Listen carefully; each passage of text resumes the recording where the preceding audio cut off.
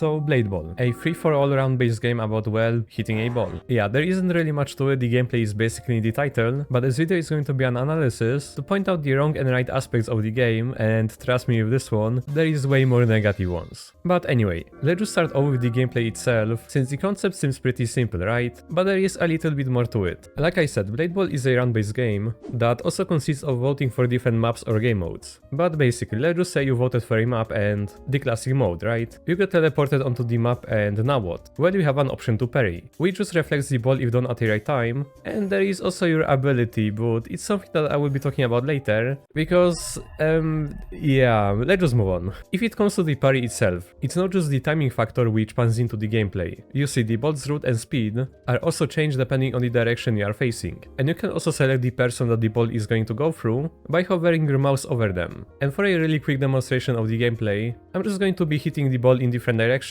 and somewhat to show you how it works. So right here you can send the ball really fast by pointing your camera at the opponent and a little bit upwards. Then you can also delay it a little bit by looking behind you or even to these sides like this. There are basically a lot of different angles that you can mix and match to change the timing for your opponent. This mechanic gives a better playability because it's not just, oh, hit a ball that goes in a straight line or clash with auto-clicker gameplay. That would get boring pretty fast. But this way it actually rewards the player for actually learning the game and conditioning their opponents while also enabling a higher skill ceiling. Oh, sorry, what's that? Did I mention skill? Oh, right, let me just correct myself really quickly. The high skill gameplay that I mentioned is heavily reliant on hoping that the time it takes for the server to receive the parry signal is going to be way shorter than the ball obliterating the player. Because if you play Blade Ball, you definitely, and I mean it 100%, had a scenario where you pressed the parry button and you still died while your character was playing the parry animation.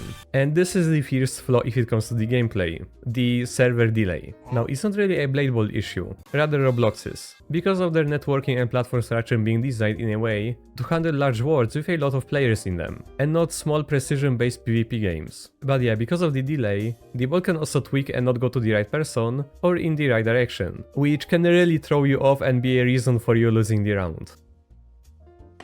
Now, there is yet another mechanic in the game that's called a standoff. Whenever everyone except 2 players gets eliminated, the standoff happens. It's basically a 1v1 in which some abilities are disabled or changed to balance it out and make it seem more fair. And this is where I want to bring up different gameplay approaches that people can take, and to clarify it really quickly, players can also do them whenever, but the standoff is the most notable example. But yeah, one of them is the previously mentioned force clash. This is when 2 players stand close to each other and spam the parry in hopes of eliminating the other player, and you can imagine how RNG dependent it can be due to the server delay, lag, and many other things. Not to mention the fact that a lot of players use auto-clickers for clashing, since it's actually allowed by the developers. But yeah, I personally don't really condone this kind of gameplay. So anyway, another approach would be the long distance, where this one is actually a little bit more skillful, because you will need to actually react to which ball the player is sending. But sometimes it can also be very lag dependent and turn into a guessing game because of the previously mentioned problems. And there is also mid distance that's basically a somewhat combination of these two that is also going to depend on the ball speed.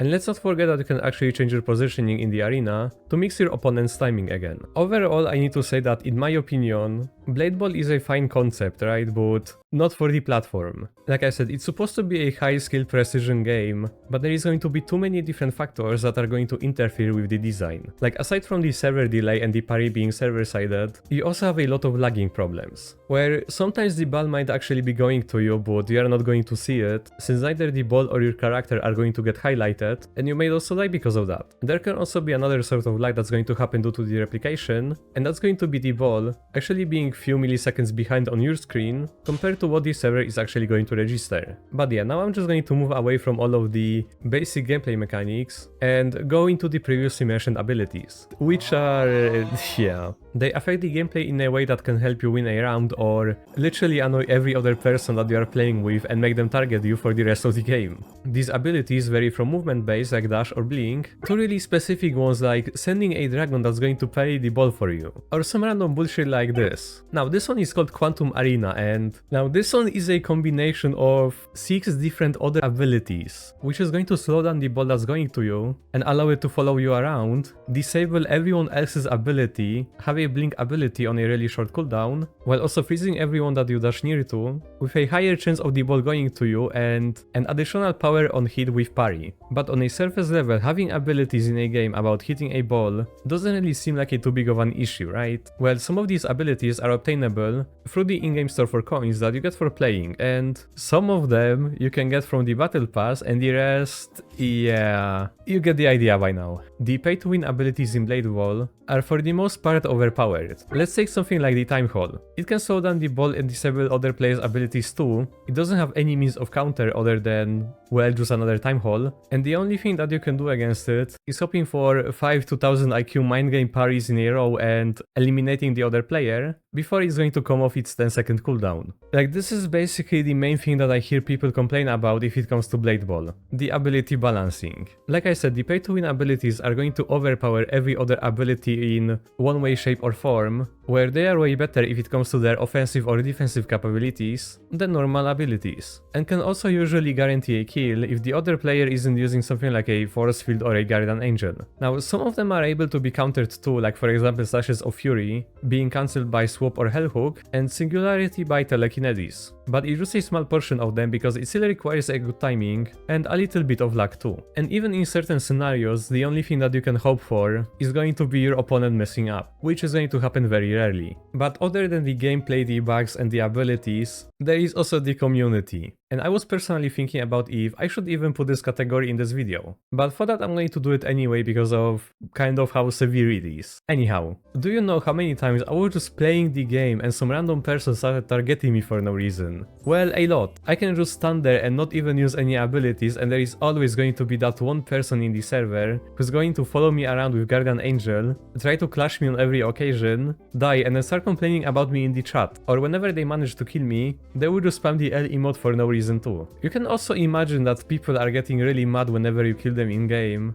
because something like someone pulling out a pay to win ability and then targeting you with it after you win one round against them in standoff is a common occurrence. And you know what else is a common occurrence? You not being subscribed to the channel. We have recently hit 20,000 subscribers and I'm really thankful for it, but let's see if we can actually reach more. And anyways, back to the video. Another common occurrence that's happening in Blade Ball is somebody complaining about you using the most basic or whatever ability too. I even had people complain about Gale's Edge, which is an ability that doesn't even work properly 90% of the time. And God forbid if you are using an ability that counters somebody else's. When someone is using pull, it should be a normal reaction for you to use something like Raging Deflection or Flash Counter, but be prepared because you are going to get insults thrown at you. And speaking of the counters, I'm going to bring up two personal scenarios that happened to me twice in a span of 2 weeks. So I was casually just using Swap, right? Then some tryhard with over 5000 wins joined the game and was using Slashes of Fury with auto-clicker. So it was also a default reaction for me to use Swap on them to counter their ability, right? But apparently I was such a threat to him that he had to send the ball to me on every possible occasion, but with no luck, since he always died to me. Then I kid you not, he called his E-kitten with another Slashes of Fury and still tried to target me. From that point I just switched the servers because I simply would rather enjoy playing a game than go against someone who treats the game like a 9 to 5 and takes everything personally. And for the other scenario it was basically the same, except these two people were a little bit worse and at some point they switched to Singularity, so because of that they couldn't really target me because it goes to a random person,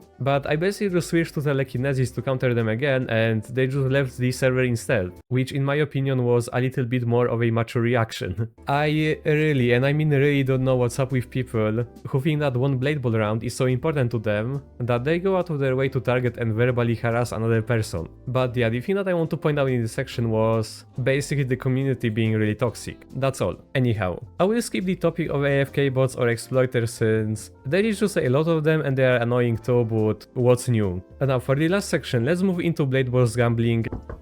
Oh sorry, I mean monetization system, where there are basically stuff like the loot boxes, right? That are pretty normal. You can obtain them by playing the game for a certain period of time, same with the wheel spins. But like, I have a question, what the hell are these chances? 10% for a legendary, 0.8 for a secret weapon, like even Murder Mystery 2 is more generous. Then they really want people to spend Robux on this game. But yeah, there is also the Battle Pass with a premium version, which is a little bit more fair if it comes to the pricing, since I guess you need to put more time and effort into it, ignoring the skip all buttons. Oh yeah, and of course, the event spins. This is actually the place where you get the play to win abilities from, where you have few of them to choose from and each of them have their own unique crafting of 2 weapons and 1 token. But then there comes a question, how do you obtain these? Well, the answer is from the spin. First you have to hit a 3% chance to get the box, from there you have 2 different crafting weapons, 1 dot and 1 token. That also has a really low chance of hitting. Then if you have all of the free items, you can unlock the ability, and upgrading it also requires token. So you either have to get insanely lucky to unlock the ability,